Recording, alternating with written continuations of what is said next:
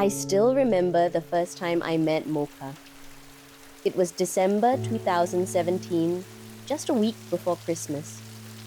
The air was heavy with rain, the kind that lingers all day, and my own heart was weighed down too.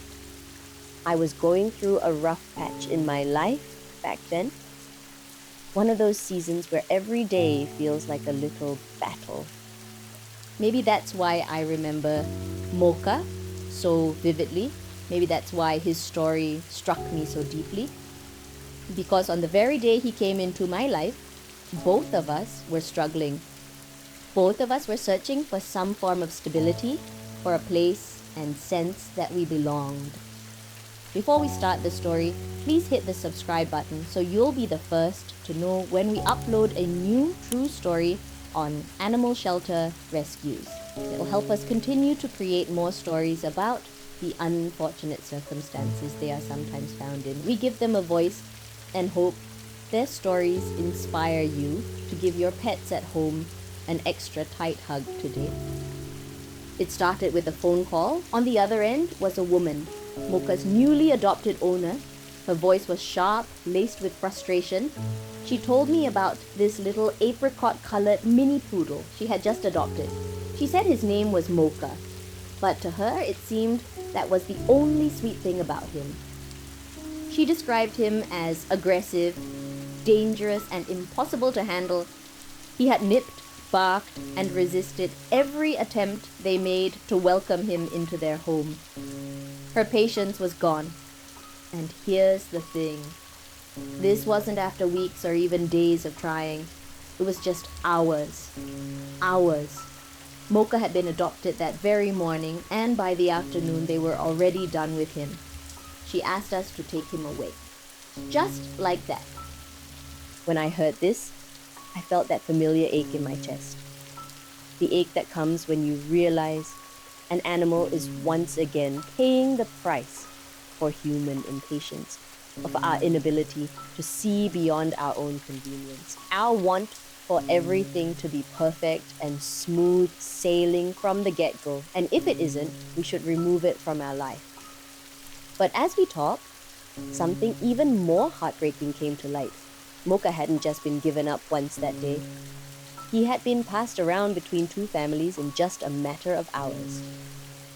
Imagine waking up in one home, scared but familiar with the faces around you, only to be handed over to strangers, confused and anxious. And then, not even given a chance to catch your breath, handed over again, rejected and discarded like an unwanted item. By the time we arrived, Mocha was already labeled as aggressive, dangerous, not suitable for families. A mini poodle, mind you.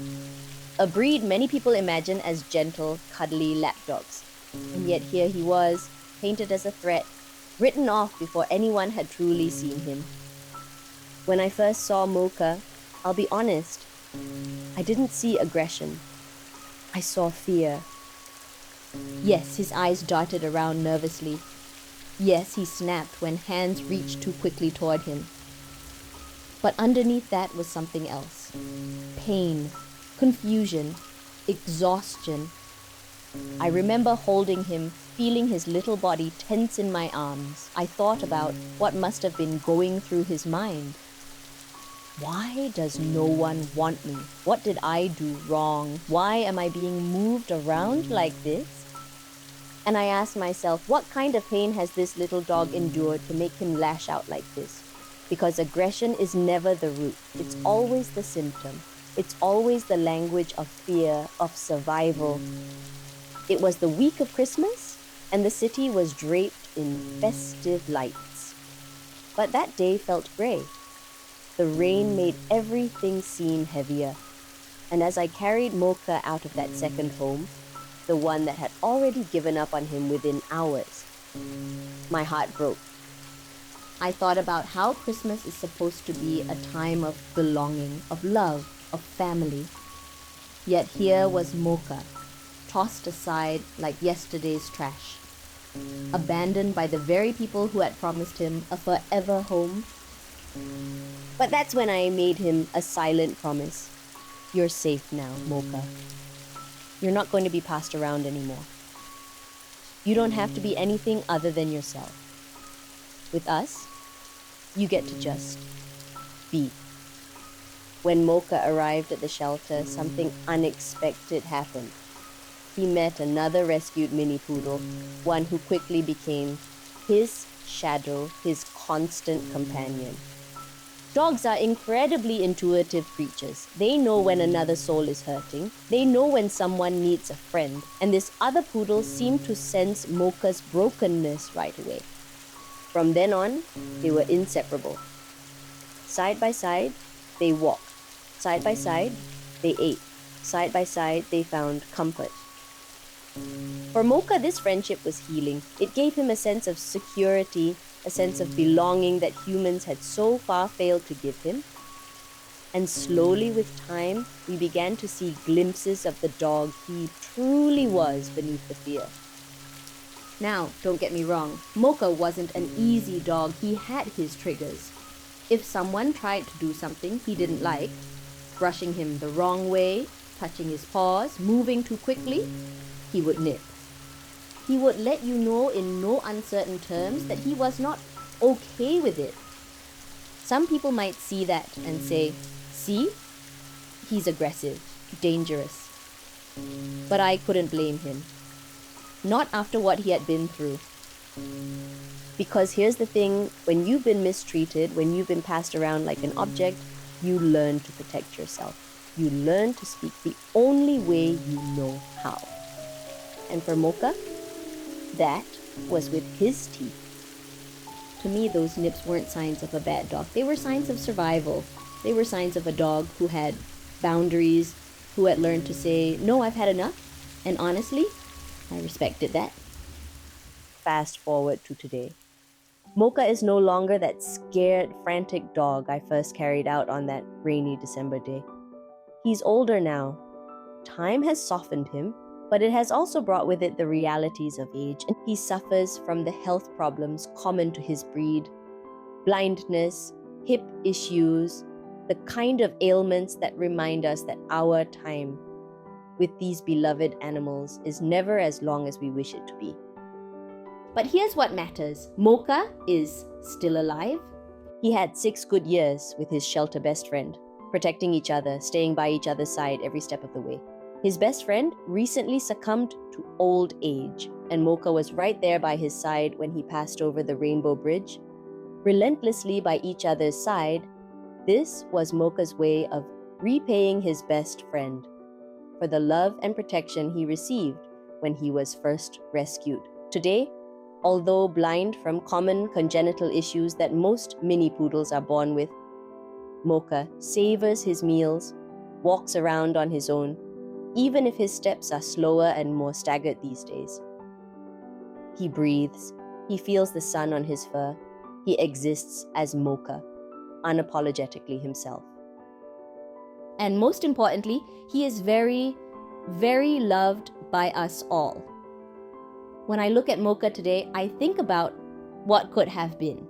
If we hadn't stepped in, if we had simply accepted the labels slapped onto him, Mocha's story might have ended in tragedy back in 2017.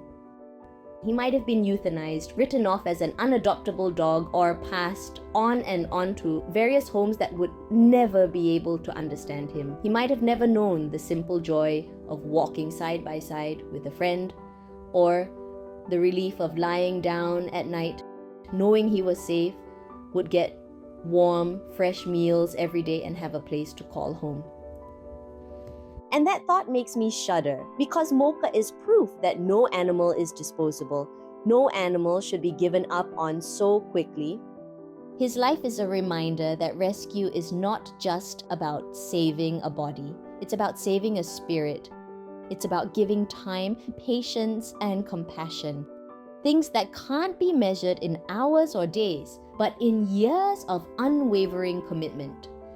Mocha may be just one dog among many, but his story carries a bigger truth. He represents the countless animals who are abandoned, mislabeled, misunderstood, and written off too quickly. For every Mocha, there are hundreds of others, dogs and cats, who just needs someone willing to see past their fear, past their defenses, and into their hearts. Mocha matters because he reminds us that healing is possible, that love, when it's patient and enduring, can transform even the most broken of spirits. And selfishly, Mocha matters to me because in rescuing him, he also rescued me.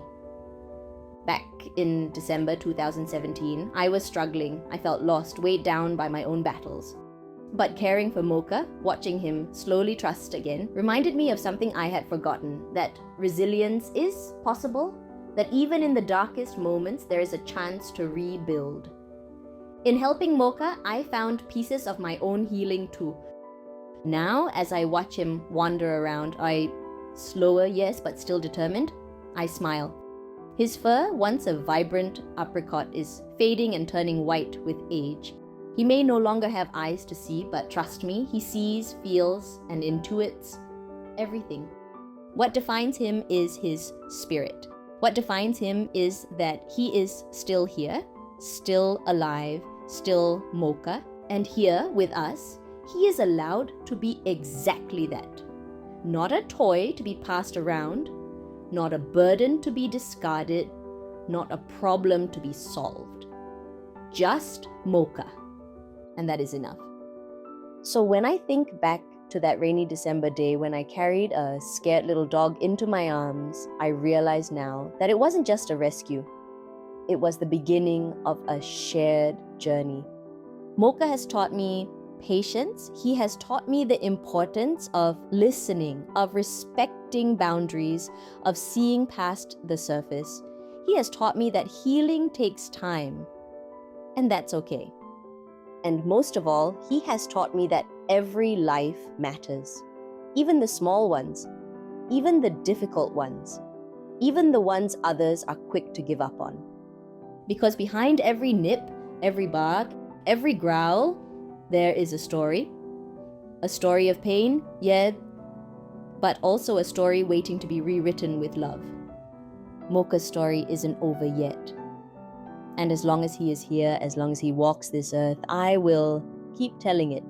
Because his life, his resilience, his simple existence, they are proof that rescue is worth it. Always. As written in the Karanya Metta Sutta, just as a mother would protect her only child with her life, even so should one cultivate a boundless heart toward all beings. The Metta Sutta reminds us that true care also means protecting, caring for, and helping animals as if they were our own children, not discarding them when inconvenient. Stories like Mocha's remind us of the incredible resilience of our pets. Let this inspire you to take action. Adopt pets instead of buying pets. There is an endless flow of animals in need of a home wherever you live. Be their safe place, their refuge, and their happily ever after. Or donate to an animal welfare charity you trust. Your donations, large or small, mean more than you will ever realize. Together we will make a difference, one rescued animal at a time.